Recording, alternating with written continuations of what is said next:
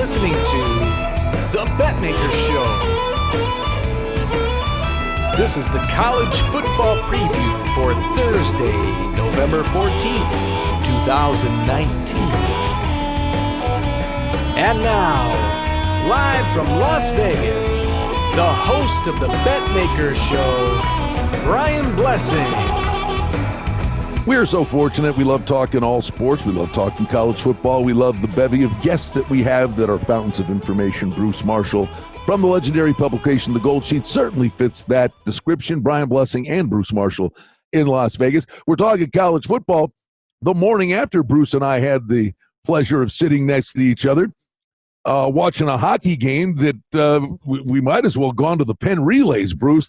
How nuts was that insanity we watched last night? Yeah, I don't know if that was hockey or roller derby we were watching last night. I mean, there was a lot of back and forth, but it was exciting, if nothing else. And obviously, we do other podcasts. Our good buddy Camp Stewart, when we talk hockey, Bruce and I were at the Blackhawks Golden Knights game, and it was good fun. But we were talking football while we were sitting there watching hockey, and let's not waste time. We dive right in.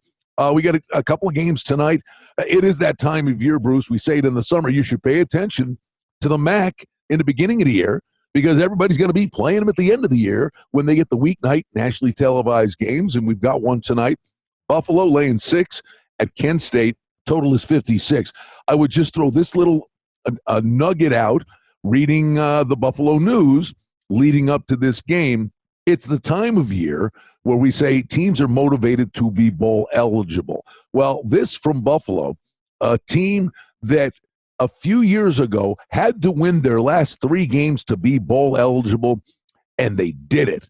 And they got the rug pulled out from underneath them. They didn't get a bowl bid. The rallying cry in Buffalo is a team that started 0-2 in the MAC, now has their act together with a young quarterback, but it's an offensive line and a running back-based team. They're remembering, and they're talking about it openly, Bruce. They remember that. They need one win to be bowl eligible in their last 3, and they're not about winning one. They said that is not happening to us again. So it is a team on a little mini short window mission. Yeah, it is, Brian. And some of these MAC teams here and MAC trends are kind of hanging in there and enduring. Earlier in the week, when we saw some of the Ohio U continues to lose these games on Tuesday night. Akron continues to look an absolute disaster. Bowling Green, not much better than Akron. Got whipped again last night. And into this game, the recent trend is Buffalo. It's covered 4 straight. It's won its last 3 by an average of 24 per game. So it has come together really nice in the second half of the season for the Bulls. And it would seem like this is a dicey, fundamental matchup tonight with Kent State rush defense ranking 127th nationally. Buffalo's got a pretty good 1-2 running back punch with Patterson and Marks. The real thing that has helped the Bulls, though, in the last few weeks has been the quarterback Ventrese, who looks like he's grown into this starter's role, and he's got a really good wideout in Nunn, who's caught 3 TD passes the last 2 games. You add it up, and there's not much of a home edge for Kent State down here at Dick's Stadium. So we're going to get Buffalo a look. Why not? 31-20 Bulls, our Gold Sheet score forecast tonight. Get them a little bit closer to sewing up bowl eligibility. They take the first step tonight. And to move on from that game, but specifically, it is that time of year. I'm looking at it. It's not gonna be freezing. It's a little above freezing. There could be rain in the forecast, but this is a team that's run-based, Bruce. Weather is now an issue. We've seen it in some of the weeknight games. Just because it's snowing doesn't mean the game's an under because the field's slick. The offense knows where they're going. Wind would be the big thing. But when weather becomes an issue, just generally speaking, a team that runs the football, I believe, at least as a starting point, has a bit of an edge. Yeah, that's sort of an all-weather team, and that's what you would, I think, categorize Buffalo as.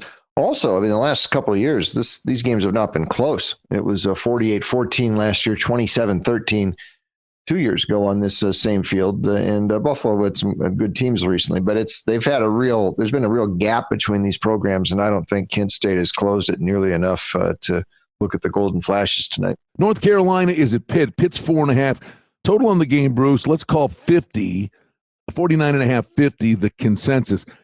Something's got to give here. Of late, North Carolina has been playing high-scoring games, and the Pittsburgh games are like watching paint dry. That's been the story for Pitt even last year. I mean, the defense okay, but the offense in Pickett's numbers just have not been that good. The one byproduct of that, though, is this under trend for Pitt is something we got to note. 7-2 this year. The last 4 a year ago were under. So we're on an 11-2 under run in Pitt games. Now, the last 3, a few in this series have been kind of high scoring, so it hasn't applied to the Tar Heel games. But then again, this is Mac Brown's first time going against Pitt. And note, too, that North Carolina has been winning these games the last few years. They got 5 straight wins over the Panthers. So even before Mac was there, they were having some success in this series. And I think that might carry over tonight. North Carolina, certainly plus the points, got to be worth consideration. Mac's been a good dog this year. They've been a tough out, 5 losses by a combined 19 points. They're getting to the point where they need another one to get bowl eligible. An ACC team at 6 will probably find its way into a bowl, but they ain't there yet. And Pitt's offense, though, with Pickett, just cannot seem to pick up the pace. They rank 106th passing. They brought in a experienced assistant coach in Mark Whipple this year to help out. It has only marginally upgraded this passing offense that ranks 106. And Pitt also isn't forcing enough turnovers that could help. They rank 106 in turnover margin. 27-21 Tar Heels tonight. So that's actually a Gold Sheet Key release. Stays under a little bit as well. So I think that's the way to look. Underdog and under tonight at Heinz Field. Sometimes you look at a number and you think it's too good to be true. It isn't. It's funny. You say, oh, the bad beats. Well, the other side of it, there's, half the people had a lucky win. And if it does indeed all even out, maybe the numbers that look skewed to you, that's just a bad number and it was a bad number, or you think it's a bad number, or sometimes the number's telling you something, maybe that evens out. But I'm looking at Friday, Louisiana Tech and Marshall, and my jaw's dropping here. Marshall is being bet up here. It's 4.5 or 5, and that's all well and good. Hosting Louisiana Tech, but I'm stupefied, Bruce. The total. Here's Louisiana Tech. Last 4 games, they've scored 52, 42, 45, and 69. And it's not like Marshall can't score. I mean, they're not scoring at that rate, but they're at home, and they do consistently score.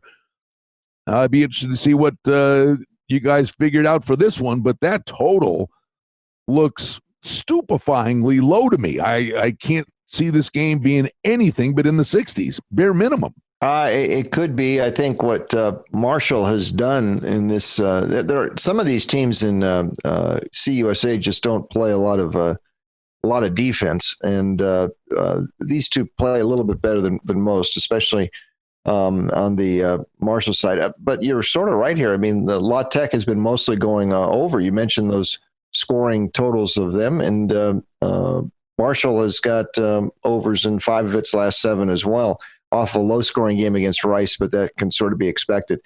But in this one, listen, I think the wrong team might be favored here. I know Marshall's getting a lot of love, won 4 in a row. Heck, La Tech's won 8 in a row since losing that opener to Texas. Marshall changed its approach after kind of a slow start this season, and they really pivoted this offense around the run. So it's a run-heavy look, and that sort of helps camouflage Isaiah Green, the quarterback, who's been a little bit erratic, and that's putting it mildly. At least the first months of the season he was.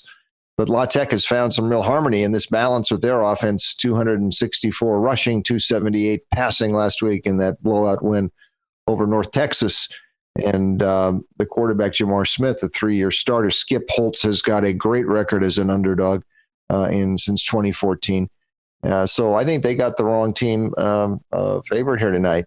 So yeah, let's go with La Tech to win this one 31-27, and maybe this one slips over like you think is. Well, that gets it over. Yep. I think it's a lot higher than that, but that's it's something you take a peek at. Now I would throw this one at you. Another one I'm staring at, and week to week things can change. But if you go to the Mountain West, in the West Division of the Mountain West, nobody is setting the world on fire. San Jose State is 4-2. Then you've got a logjam of Hawaii, Nevada, and Fresno State at 2 and 3. All Fresno State does is, step up at the end of the year, and they are in the discussion to win the Mountain West. And the game's a pick at San Diego State. Some places, maybe Fresno State's even a 1-point favorite. The total's at 42.5, and that's because San Diego State plays great defense, and they can't move a blocking sled. At some point, no matter how good San Diego State is defensively, I think Fresno State's offense will come through. I like the visitors, but it's interesting. It's offense versus defense here. Yeah, and, Fresno's been beating them since Tedford showed up, but I think the overriding thing here is that San Diego State, the offense is broken again. And this is what we saw down the stretch last year. That game last week versus Nevada looks so much like the games San Diego State lost at home to UNLV in Hawaii last November. Listen, Rocky Long, you can only teach an old dog so many new tricks. They are utilizing the spread this season, but Rocky's interpretation of it doesn't look much different than his old offense. They're running the plays from the same playbook. The sequencing is bad. Agnew, the quarterback, cannot sustain drives with the passing game. Very, very erratic. And Fresno is lively, if nothing else. Reyna put up some pretty good numbers at quarterback against Utah State. A close loss. They had a high-scoring win the week before against Hawaii. And Jeff Tedford's numbers very good on the road, as we mentioned. The Aztecs 2-9 versus the line here at home since last season. Now, the number has dropped, but I think there's reason. This team, the offense is broken again, and that's going to hurt San Diego State. 26-16. We like Fresno to go in there and win again and make that a key release for the Gold Sheet on Fresno Friday night. All right, let's get to Saturday, and we'll go kind of into order of the rotation. West Virginia's at Kansas State. Kansas State's laying 14 here. Total in the game is 47.5. Kansas State been playing tougher teams. I think a letdown off the Texas game against the West Virginia team that just has struggled offensively. It's a whole new system. But the back part of the year, you figure at some point, the bulb's going to go off. I just think maybe if the air is a little bit out of the balloon for Kansas State in a letdown mode, West Virginia may be able to produce a little more than they normally have, but I do think Kansas State is just going to go right through them. I do kind of like this one over a relatively low total of 47.5. K-State's laying 14, Bruce. Yeah, we'll see. West Virginia, the one effort that was kind of the outlier for the Mountaineers lately was that close game at Baylor a couple weeks ago, but Baylor's playing everybody close. The bottom line here, what sticks out is this offense isn't working here, and Neil Brown's first team, we knew it would drop off after Dana left. NFL quarterback Will Grier, he's on the Panthers roster. The replacements have not stepped up. Kendall, the Oklahoma transfer, and the others haven't done it. They've scored 15 per game their last 4. That ain't going to do it. You wonder about the emotions here with K-State after that all-out Texas effort at Texas fell short. But the quarterback, Skylar Thompson's been making good progress. Only 1 interception this year. This team has played exceptionally well the last month, and they've covered all the numbers, and I think the defense totally shuts down West Virginia here. The question is, can K-State score enough against that West Virginia defense? Hey, listen, it's basketball season in Morgantown. Attention is shifted to Bob Huggins, and they're not looking at the Mountaineer football team much. No bowl this year for West Virginia. 32-13 Kansas State. They handle this. I'm not sure about the total, but I think we'd rather lay the points than take them. Virginia Tech's at Georgia Tech. Virginia Tech laying 5.5. Total on the game is 50.5. Bruce, current form, Virginia Tech's got their act together. This team, I think you can make the case they should have beat Notre Dame. They're producing points. Got the Hokies on a roll, I think. They have been. I think they can win this one. I'm a little leery laying points to them out in the road. Last week turned into a very emotional game for them. It was they honored the longtime defensive coordinator, the iconic Bud Foster, retiring after this season. So it was Bud Foster Day at Blacksburg, and the Hokies came up really big against Wake Forest. They put a lot of pressure on Jamie Newman. They ended up winning that game going away. I think this is a little tricky spot, though. Georgia Tech has shown some progress here the last few weeks. Near miss against Georgia last week. It looks like maybe the lights are maybe starting to come on for this new offense. And the freshman quarterback, Graham, his season best, 229 passing, 2 TD passes last week against the Cavs. That's not super overwhelming stuff, but it shows some progress here. And you look at Georgia Tech's recent efforts, they've been a lot more competitive. So this is one of these late season home dogs I think we're going to take a look at here. 24-23 Virginia Tech. I think they go in there and win. But I think this is a little bit of a banana peel off of very emotional games for Virginia Tech in recent weeks. And to go down here against a team they should beat that's playing better could be a little tricky. Well, you talk about a banana peel. Maybe they should play this game in a dull pineapple field in Hawaii. Indiana is at Penn State. Penn State is laying 14.5. The total's gone from 51 up to 54.5, and I am absolutely on board with that move. Indiana is pretty good. And Penn State, terrific game against Minnesota.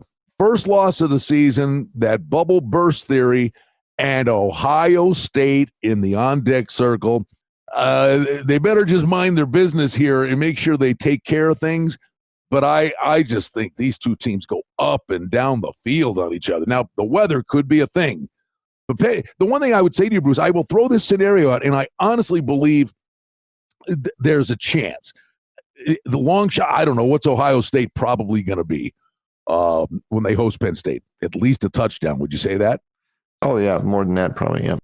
But if Penn State were to beat Ohio State and Minnesota were to win out, there's a legitimate chance that Penn State and Minnesota would have a rematch of that great game last week in the Big Ten title game. And with the cannibalization from above, if that scenario came to pass, I believe that would be a winner-take-all game to get into the Final Four. That's down the road. And that's, if I'm already thinking that way, what's Penn State? You know what I mean? The focus for this game, I just think it's a track meet. Well, yeah, I think so too. And, just a quick look ahead. I think Ohio State, the more I look at it, it's going to be at least 2 touchdowns against Penn State. We'll see. But we'll take a look at that. But you're right. The sandwich situation, this isn't just a sandwich. This is a super hoagie here. It's a foot-long sub. Yeah, for Penn State. And Indiana is not bad. Indiana's already bowl eligible. They're 5-1 straight up against the spread the last 6. They've scored 31 or more in each game, even after the quarterback Penix got knocked out with injury. I mean, the backup quarterback Ramsey has been a starter before, and he was on this field 2 years ago against Penn State and completed 26 of 36. This was a close game last year in Bloomington, 33-28 Nittany Lions. Here's one note, kind of interesting here. After a straight-up loss under James Franklin, and some of those occurred in his early years there at Penn State, but only 4-14 against the spread the next game. So there's a lot of he gets these teams to play a lot with a lot of emotion, but once that air comes out of the balloon, it seems to come out kind of quick. I think this is a tough number for Penn State to overcome, and we'll see. 34-31 Nittany Lions think they can survive it barely, but Indiana ain't bad, and bowl eligible already is going to go in there loose and feeling they got a shot to win this game, and certainly plus the points makes the Hoosiers a key release in the gold sheet.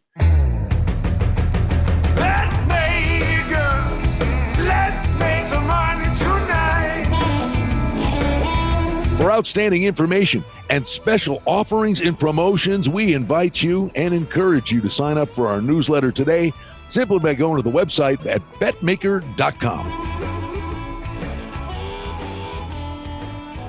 We will not waste a lot of time on this, but I do think there's an opportunity, and this is what we're trying to do here. You've got the aforementioned Ohio State playing at Rutgers. How often do you see something like this? They are a 52.5-point favorite at Rutgers, and the total is only 61. That's insane. What I would say, maybe one of the best bets on the card is Ohio State minus 31.5 in the first half. And the only reason I say that is Ohio State's going to take care of business. They got Penn State next week.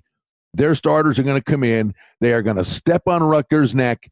But in the second half, an army of Ohio State backups are going to play in this football game, knowing what's coming next week. I think the play is Ohio State minus 31.5 in the first half. And Rutgers might be a play in the second half, but how do you trust them? So I think playing Ohio State, I mean, I could see that being 35-38 nothing, 35-38-3, something like that in the first half. Oh, yeah, I can endorse that first half Ohio State. But, the deal is he's been going to his bench a lot, and these games they keep extending the score. I mean, this team puts its foot on the accelerator like nobody I've seen. Here, I throw this at you. Yeah. Sorry to interrupt. But, okay, Ohio State, take every starter out of Ohio State and just play every guy that's number 2 on the depth chart at Ohio State. They would probably still be a 20.5-point favorite against Rutgers. Is that fair? Yeah, I think even more, probably, yeah. But let's also just look at the last few years in this series. Last year, 52-3. The year before that, 56-0. The year before that, 58-0. So, I mean, it hasn't, even when Urban was there, he couldn't help running up the scores. Now, they did have one of his old assistants, Chris Ash, who has since been fired earlier this year for Rutgers. But there is no case here for Rutgers, and the fact the Buckeyes have covered 8 straight. The only game Ohio State didn't cover was the opener against Florida Atlantic. And that game, to your point, Ohio State was up 28-0 in the first quarter and then kind of eased up. That's the only time they've eased up a little bit this year. And it looks like Ryan Day doesn't want them to ease up. But anyway, 63-3 Ohio State. So that's our score forecast here. I don't know how much Rutgers traffic there is at the sportsbook windows in Vegas. I guess it's not much. All right. Wow. Here we go. Minnesota's at Iowa. Iowa's a 3-point favorite against the unbeaten team who had, one of the biggest wins in program history. And now you go on the road against that stout defense. The total of the game is 44. It's deep end of the pool time, Bruce. I mean, Flex got them playing some great football, but boy, what a tough spot here. Oh, yeah, and this is an old rivalry, one of our favorite trophies, Floyd of Rosedale, the pig. So there's some real history here, and it's been all Iowa in recent years, won 8 straight. Kirk Ferentz has really prioritized this rivalry. And the thing that bothers a little bit about Iowa, they're sort of like their sister school in state, Iowa State, finding ways to lose. This is a good team. Almost every close game it seems to lose. That is not a good trait to have. However, they are catching Minnesota maybe in a letdown spot. Although, listen, Iowa played a big game last week and lost that one to Wisconsin. So is it better to come off a loss in one of those games or off a win? I don't know. But I do think you've got Minnesota really out on the road here for a real challenge. And listen, all the cornball PJ Fleck and the row the boat stuff and all that, he gets his guys to play like wild men, and they certainly did last week against Penn State. I don't think they're going to be able to run here. Iowa's only allowing 3.1 per carry. I know they got Jonathan Taylor had a few big runs in the fourth quarter last week, and his numbers look really good. But generally speaking, it's a very tough team to run against, and I think they make Minnesota one-dimensional. So we will see if Tanner Morgan can make the plays to get Minnesota over the hump. They had a lot of big ones last week against Penn State. I'm not sure that happens in Iowa City. You might have some weather here too. And Nate Stanley in Iowa. Stanley's been a little disappointing this year at quarterback, but I think Iowa's going to get one of these. 28-21 Iowa. We think they keep Floyd of Rosedale, and that takes some of the air out of Minnesota's balloon. But interesting game, and Minnesota has kept it very intriguing in the Big Ten West. All right, Bruce, let's go Pac-12. And I know these are a lot of teams that you see actually get a good number of these games. UCLA's at Utah. Utah 21 or 21 and a half in this spot. Total in the game's 52. I bring it up in that Utah and Oregon are in the discussion if things fall their way to have a real opportunity to crash the party. They do. Oregon in particular, I think, but there looks to be a collision course here between Utah and Oregon to probably meet up in Santa Clara for the Pac-12 title in the first week in December. So both on course to meet, although it's funny here, the sign of the apocalypse in the Pac-12 South, Chip Kelly's much maligned UCLA Bruins actually control their own fate. And UCLA could throw a real monkey wrench into this Pac-12 by stepping up here and pulling some surprises down the stretch, including this one. Now, the last couple of years, it's been Utah's series. And Utah has really been beating up some teams. But I'm intrigued by UCLA's transformation here the last few weeks. UCLA has been hammering some teams, the defense has figured some things out. The Jerry Azzanaro, alias Caveman, their defensive coordinator, he's figured out some different things with his schemes. The defense is flying around, and DTR, the sophomore quarterback, he's pretty bubbly now, and he's figuring out how to make some plays. This is a different UCLA team. I don't think Utah's going to stomp the Bruins at all here, and I would be on the lookout for Utah. I think they end up surviving 30-20. Our score forecast, Utah wins.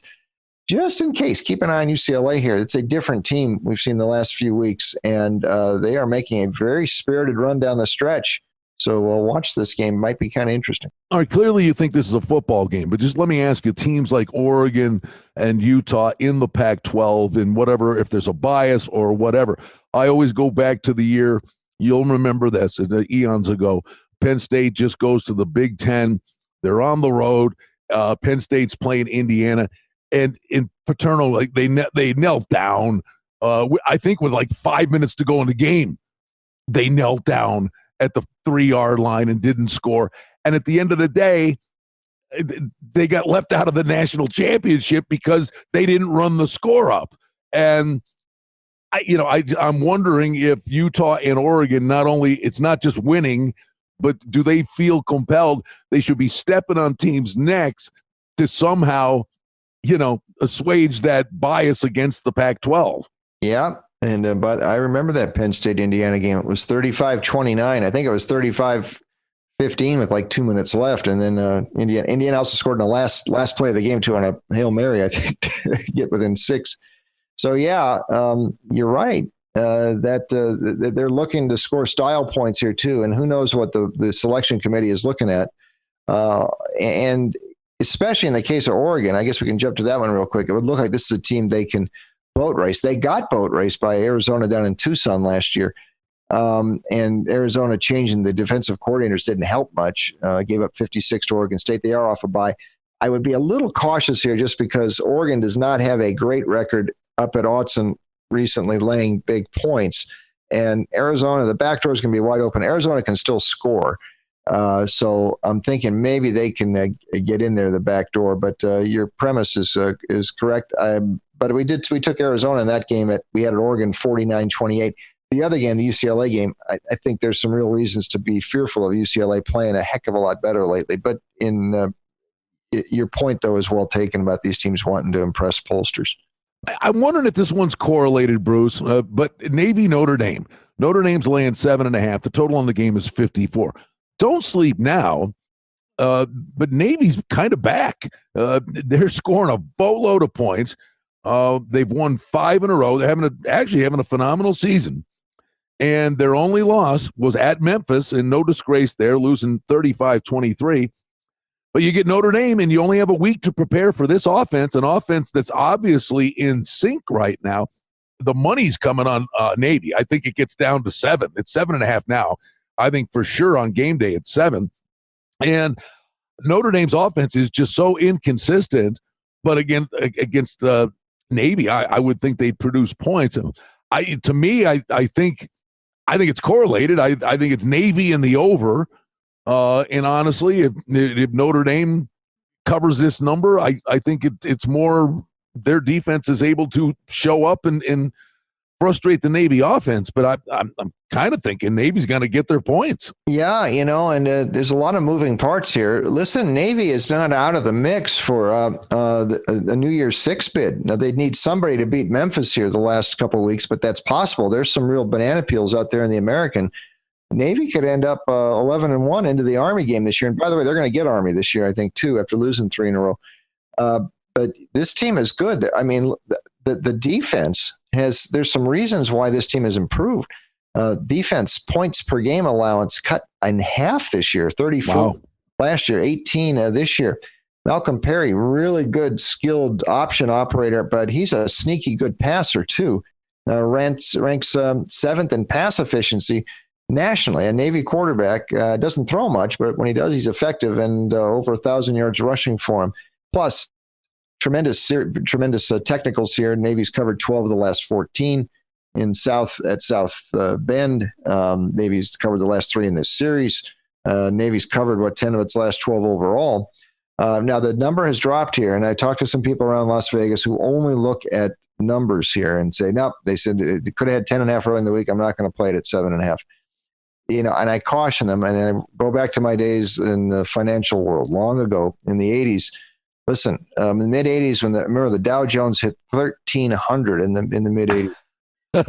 there were people saying, I missed it. I should have got in, and it's too late. Well, now it's at 27,000. You can only do what's in front of you today. And if you know these teams fundamentally, you still look at that 7.5 and say, that's enough. Yeah, if I bet it earlier in the week, I'd have had more, but it's still okay at 7.5 because I think Navy's got a shot to win. Know your fundamentals and the teams you're playing, and you look at it here, and Navy's got a shot. So let's call it 28-27 Navy. There you go. Anchors away, my friend. Let's go to the big one, and this is Georgia and Auburn, and you've talked about this in the previous podcast. Auburn sits 7-2. They are number 12 in the college football playoff rankings. I wouldn't rule it out. I don't know. Well, I don't know that it's possible for them to come all the way back. But Auburn takes on number 4 Georgia, and they've got number 5 Alabama in a couple of weeks. The bottom line is this Auburn, and Oregon's ahead of them, and they beat Oregon. So there's a lot of funky things that can happen here. But this is a game that's going to have a massive impact on the college playoff. It will. I had a lot of fun with this one in the Gold Sheet this week because the cover story recalled the 1982 game when Georgia came in here number 1 with Herschel Walker, and Bo Jackson was a freshman for Auburn, and it was a real war. And I recreate Larry Munson's call of the last drive of this game, which was the greatest sequence in college football play-by-play history. And I urge anybody to go onto YouTube and listen to Munson's call because it was historic. Hunker down. It's sugar falling from the sky. We saved ourselves. I mean, it was just one other. But here, and Auburn's had some magic at home under Gus here at Jordan Hare. That game 2 years ago with Georgia, it was a key win in the 2013 March to the national title game, and that was a thriller with the long bomb in the last minute. But now Georgia's sitting there too, and Georgia wins out. It's in the Final Four, and pretty much has the SEC East in its back pocket here now. As long as it doesn't lose twice, it's not going to happen. Both defenses are robust. I think there's a better chance that Jake Fromm makes big plays than Bo Nix. So that would be a siding to Georgia there. This team is only allowed 10 per game. They're second in the nation versus the run. And that's the bread and butter of Gus's offense. By the way, just a note here, we're hearing stuff again out of Auburn about Malzahn. And we seem to hear this every year, but just so you know here, the Arkansas job is open now. And this is sort of built for Jimmy Sexton to come in there and broker this deal. Now, they've played Arkansas before, but believe me, they're talking about it down there. So there may be some distractions at Auburn, too. 23-17. The total has also dropped in this game to around 41. It was mid-40s early in the week, but that's because both these defenses are so good. And I'm not sure it even gets above 40, but we're going to give Georgia a lean here and hold our breath. We liked Georgia here 2 years ago, and they got whipped. But this is going to be a good one on Saturday. All right, another one, which it's pretty amazing here. Unbeaten Baylor hosting Oklahoma. Sooners a 10-point favorite on the road. The total on the game is 67.5. Now, a bunch of questions for you here. How much of this is a function of last week? Baylor really survived. It was a fun, crazy game to watch. Dead under game that ends up going over the total because of overtime. But Baylor survives against TCU, and clearly you better not be looking past Gary Patterson, but they had Oklahoma in the on-deck circle. Then the other thing is, don't forget, Minnesota last week was number 17, and they beat Penn State, and they leapfrog everybody, and they go up to number 8. If Baylor were to win this game, and they're sitting at number 13, and Oklahoma's at number 10, if Baylor were to win this game, Bruce, I mean, do they go by Oregon? Do they leapfrog all the way up to number 6? I wouldn't put it past them. Maybe. I mean, it's there. I mean, if Baylor keeps winning, I think they'll probably get in the Final Four. But but it's going to, the schedule's getting dicier here. And there's part of you thinks, the air is going to come out of this balloon and they're going to lose like 42-16 and that'll be it. On the other hand, though, they have shown remarkable resilience. And I really like that never say die. Look, it doesn't matter who they've been playing. I mean, they've Iowa State, Texas Tech, West Virginia, TCU, they could have lost all those games. They ended up winning. I don't think there's much difference between Baylor and Iowa State this year. The difference being that Iowa State is losing every bloody close game and Baylor's winning every one of them. But part of that, it's not an accident. Charlie Brewer, the quarterback, is a real playmaker. He seems to get better when the pressure's on the line. He's completed 67% of his passes, only 4 picks all year, 16 touchdowns. More than that, when they've needed to get points, like last week against TCU, and that was not an easy game, they've got him. Oklahoma's defense is sagging here. They didn't bring Alex Grinch over from Ohio State for this defense to fail like it did each of the last 2 years, but that's what's happened the last couple of weeks. So they're nervous in Norman. This might be these teams might get a rematch in the Big 12 title game next month, but in Waco, it's going to be tough for Oklahoma. 38-37, we had the Sooners winning, but we're going to give Matt Rule good as an underdog, 9-2 his last 11 getting points. I'll look in this one. All right, let's go to the Memphis-Houston game. Memphis laying 10 on the road, 68.5. No reason to think this won't be a track meet, Bruce, and they are betting the over significantly. It's up 4 points. Yeah, and Memphis is in line here. If Memphis keeps winning, it'll probably I think the American winner will probably get into the New Year's Six, and it looks like on a collision, Cincinnati's probably waiting on the other end, and it could be a Memphis-Cincinnati game in a few weeks. I think they'll get by Houston. Dana, the first year has not been really good for Houston. The defense has just been too lax here. They allow almost 33 per game. They rank 122nd versus the pass. Look at Memphis's D. I got news for you, bud. It's like both of these teams are playing flag football. Memphis has had some problems too, and defensively. But Brady White, their quarterback, the difference is he's got 23 touchdown passes. He looks really good. And Toon, not terrific. The Cougar quarterback, only 6 TDs, 5 picks. And, of course, it hasn't been the same for Houston since Derek King went out earlier in the season. 41-27 Memphis. We think they win this one, keep their hopes alive in the American West. And that's, by the way, that is a real shoot-'em-up league. A lot of exciting football in the American and Memphis right in the middle of it all. Michigan 13.5 hosting Michigan State. Total on the game is 44. They'll get after it defensively, both of these guys. They will. And watch this situation at Michigan State. I mean, I can't see them, D'Antonio, being in that much trouble, but there's some things kind of piling up against him. He's going to have to testify in this court thing coming up not long after the season. There's a lot of stuff's been happening at Michigan State, and D'Antonio's kind of come in the line of fire for some of it. There's a new controversy about the quarterback Lewerke last week. Looked like he should have been in concussion protocol late, and he wasn't. Just watch this thing here, because Michigan State's having some trouble, and they may miss a bowl, which wouldn't help D'Antonio either. Now, he's enough of an icon there. I don't think they'll do anything, but just keep an eye on it nonetheless. This has been historically, and even when Michigan State's been down some, a tough series for Michigan in recent years. D'Antonio's generally had Michigan's number.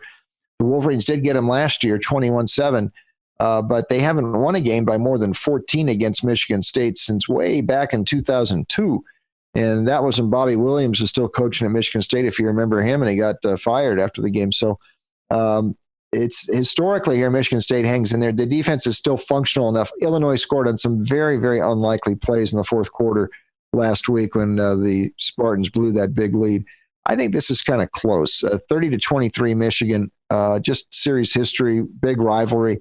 Last gasp here for a Michigan State. And I think his series history suggests this will be kind of close. All right, real quick, more than this game. Bama was 21. It's 17.5, 18 at Mississippi State off the loss. You would think, a letdown possibility. Same thing exists for LSU on the road to Mississippi. Big favorite, 21-point favorite there. But I would just say this, Bruce, and the joke is, look at Alabama looking ahead to Western Carolina.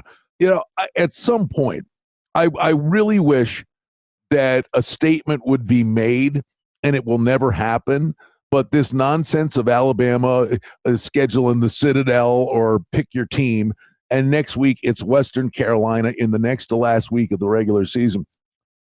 The day has got to come where a team that continues to play tough teams leapfrogs them because they do this. And it's the only way it's going to stop. And no one ever sends the message. It's vomit invoking, if you ask me. Well, for what it's worth, I asked Nick Saban about this at SEC Media Day last summer in Atlanta. And he had a pretty interesting response. He totally agreed with what you're saying. And he came at it from a little different angle. He said, look, we're asking all of our customers here to pay big dollars to come out to see a game. They know there's no drama, that we're going to win big and that shouldn't be scheduled. He actually in Western Carolina is going to make a fortune too for being a punching bag. But it's not right. It's not, but it is sort of SEC wide. Almost every SEC team schedules one FCS team. The SEC, ESPN doesn't like it. They would rather have SEC go to 9 conference games instead of 8 because they got TV contract with them, but they're being stubborn. The bigger thing about Alabama here is the sequence, the way they do it. They play one neutral field like a bowl game at the start of the year. And then that's one intersectional, and the other 3 are all in Tuscaloosa against non-Power 5 foes. And if they don't get that opening game right, which this year was Duke in Atlanta, last year it was Louisville in Orlando. Louisville is way down. Duke is certainly not a power. Their schedule is going to get hurt by that, even though they play in the SEC West. And this year is where it could come back to bite them, because I think strength of schedule, they're going to look at the end. Alabama might need some help, and that schedule ain't going to help them. So that could impact them. Now, as for this game, Tua, they're talking about he might not play this week. Now, Mac Jones wasn't bad. The other thing to watch here, I think Joe Moorhead's leaving Mississippi State. There's some stuff going on there. Watch the name Billy Napier. He's down at Louisiana Lafayette. And by the way, he used to be a Nick Saban aide. He's going to show up somewhere. He might show up at Starkville next year. 45-16 Alabama. We think they beat Mississippi State, mostly because Mississippi State is having trouble. All right, and we wrap it up right here, our backyard, and Hawaii's at UNLV. And Hawaii's laying a touchdown on the road. The total on the game is 74. It's up from 69.5 up to 74. Tony Sanchez is a lame duck. And the one thing you get with a total like that at this time of year, Sam Boyd Stadium, wind can kick up and goofy things can happen. I will tell you right now, we were, I do this outside. All right. A couple weeks ago, we were doing this, Bruce. I had 7 sweatshirts on. It was 35 degrees. All right. It's a beautiful week. And Saturday is the best day. It's going to be 78 on Saturday. And at kickoff, it's probably going to be around 62 or 3. It's going to be a gorgeous night out there, which just sets the plate up for a Hawaii to go up and down the field. UNLV's played hard. They've been better, but their offense cannot keep up with these guys, I don't believe. No, I don't think so. And you're right. He's more of a lame duck than those GOP congressmen who won't be running for re-election next November. Poor Tony. We like him, but we know what's coming. They're their 5th straight bowl miss. They do occasionally circle the wagons, and I'm just kind of projecting here. My feel for UNLV is that this one I think they will, because the atmosphere there will be a little bit more lively, because there's a lot of Hawaii people in Las Vegas, and they show up for Hawaii. They may have more fans than usually. Just a little subplot. I mean, specifically, there are several properties. One of them downtown at the Golden Nugget. All year long, they take a boatload of Hawaii money, to the point where at that one property, I mean, you actually have an opportunity every week to find a better number, right? Because there's always Hawaii money that surfaces downtown, and you are spot on. This number actually is inflated, and if anything, money will come in on Hawaii, and they'll have a large contingent at the game. They will, and I mean, they have Hawaii souvenir stands at the game. You usually don't see that for a road team in a Mountain West game. They what? They do, yeah. They bring their souvenir. They have there's specific Hawaii souvenir. That at one side of the stadium, the east side of the stadium is going to be all Hawaii people. Oh my God, that's like the Bills playing at the Dolphins this week. It is. The Bills are going to have 30,000 fans there. I'm telling you, the Bills-Dolphins game, Buffalo's the home team. Nobody, people don't want to believe it. I mean, I guarantee you Buffalo will be the home team at Miami. So in essence, people are just, worn down, beat down, disgusted to a degree. So you believe this game, I mean, from a crowd perspective, is 50-50 at worst? Yes. It's sort of the college equivalent of Buffalo, Miami, because Hawaii brings people here. They live here, so they're going to show up. But their defense is having problems. I mean, they have allowed 46 per game in the last 4. So this could turn into that boat race that you talk about. But I think UNLV is going to hang around and make this thing kind of interesting. 40-37 Hawaii. They have had some real shootouts and some close games the last few years. It's next week. I think UNLV is down for San Jose next week. This is the game they may circle the wagons and play well. Oblad's not bad, the quarterback. He can whip the ball around. Hawaii has played better on the mainland this year, but the defense doesn't always travel well, and I think this could end up being a shootout at Sam Boyd on Saturday night. He is Bruce Marshall, The Gold Sheet, great publication. Not only information on all the games, but he said Bruce documents historic games. It's always a great read. And it's always a great conversation, Bruce. Thank you. Enjoy college football this week. You too, Brian. Talk to you next week. Betmaker, let's make some money tonight. Well, that's the Betmaker Show for now. We publish multiple times each week. We'd like to thank you for listening. And if you liked what you heard, please take a moment to leave a rating and review, or subscribe to our show feed, or share our show with a friend or two and help us grow the show. We very much appreciate it. Visit us on the web at betmaker.com. And reminder to sign up for the newsletter. Thanks to our engineer, Darren Vandermolen, and producer, Mike Gallivan. The Betmaker Show is a production of Cardinal Marketing Incorporated. Betmaker is a registered trademark. Any rebroadcast, reproduction, or other use of this content without the express written consent of Cardinal Marketing Incorporated is strictly prohibited. The handicapping and sports odds information contained on this podcast is for entertainment purposes only. Please confirm the wagering regulations in your jurisdiction, as they vary from state to state, province to province, and country to country. Using this information to contravene any law or statute is prohibited. The podcast is not associated with, nor is it endorsed by any professional or collegiate league, association, or team. This podcast does not target and is not intended for an audience under the age of 18. If you think that you have a gambling addiction, stop this podcast now and please seek help. Gambling and betting on sports is a form of entertainment and should be about having a good time. But when done excessively, it may negatively affect other areas of a person's life, such as their physical and mental health, school or work performance, finances, and/or interpersonal relationships. At Betmaker.com and the Betmaker Show, we're concerned about the addiction that gambling may cause, and for this reason, we encourage everyone to practice responsible gambling, an approach to gambling that helps you ensure that it remains an enjoyable activity. Here are the main principles of responsible gambling. Don't think of gambling as a way to make money. Always gamble with money that you can afford to lose. Set limits and stick to them. Never chase losses. Don't gamble when you're depressed or upset, and create a healthy balance. Always be aware of how much time you spend gambling or thinking about gambling. And do not allow gambling to cause you to miss out on time with family and friends or time spent on other activities you enjoy. By following these guidelines, gambling can be a good time and great entertainment. If you feel at any time that your gambling is taking away from important areas of your life, is causing you stress or depression, or is leading to financial losses that are beyond your control, please reach out for help. Learn more at responsiblegambling.org.